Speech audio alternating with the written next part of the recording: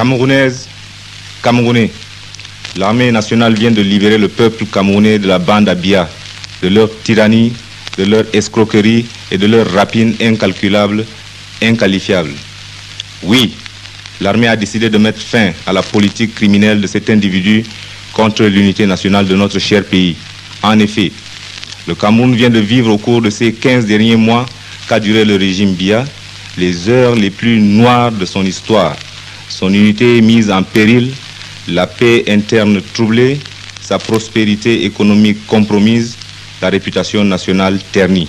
Chers compatriotes, vous avez tous été les témoins vivants de l'horrible comédie jouée par le pouvoir défunt qui se permettait de parler de libéralisme, de démocratie, d'intégration nationale, alors que chaque jour, son action bafouait de façon scandaleuse ses hautes valeurs.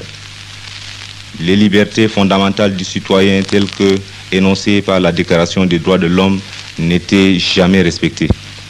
La Constitution était ballottée au gré des considérations de la politique politicienne. Le gouvernement et ses agents, propulsés à la tête des rouages de l'État, agissaient avec, comme pour seule devise, non de servir la nation, mais de se servir. Oui, tout se passait comme s'il fallait se remplir les poches le plus rapidement possible avant qu'il ne soit trop tard.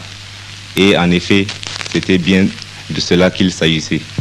Enfin, vous pouvez juger du discrédit jeté sur le Cameroun par la parodie de justice que constitue le dernier procès. Aussi, il était temps de trancher le nœud gordien. C'est fait aujourd'hui. Aujourd'hui, grâce à Dieu, mes chers compatriotes, le cauchemar est terminé. L'armée, sous l'impulsion des jeunes officiers et sous-officiers prêts au sacrifice suprême pour la nation, regroupés au sein du mouvement JOSE, entend redonner sa pleine signification à l'unité nationale et rétablir la détente et la concorde entre les citoyens.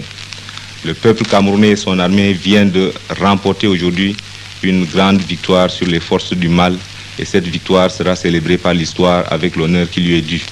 Dès maintenant, le Conseil militaire supérieur est amené à prendre un certain nombre de décisions au regard de la sécurité nationale, et le Conseil militaire supérieur demande au peuple camerounais de le comprendre.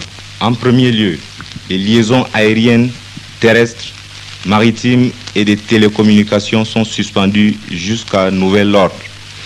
Le couvre-feu est institué sur l'ensemble du territoire national de 19h à 5h. Par ailleurs, la Constitution est suspendue. L'Assemblée nationale dissoute. Le gouvernement est démis. Tous les partis politiques sont suspendus.